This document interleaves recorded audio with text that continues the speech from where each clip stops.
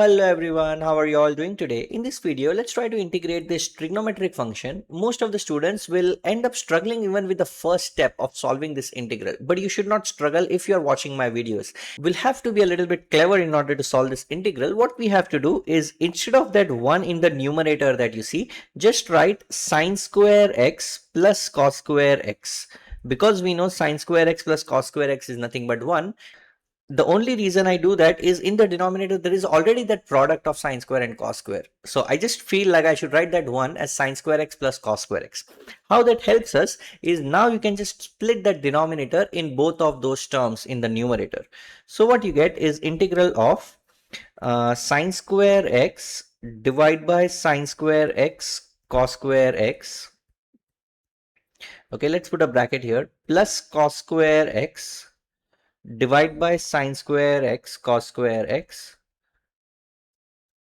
Let's close the bracket, and obviously we are integrating with respect to x. We can cancel out the sine square and sine square here, and cos square here. So what we end up getting is we have 1 over cosine square x, which is nothing but sec square x. So we have integral of sec square x plus 1 over sine square x is cosec square x, and obviously we are integrating with respect to x.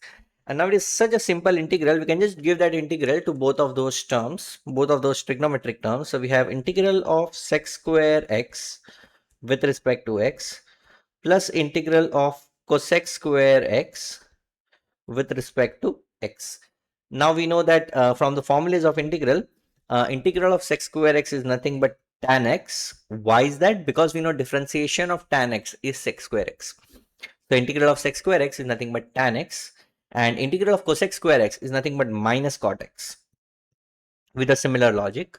And we can add the constant of integration c, and this is nothing but the final result of the integral that we were looking to solve.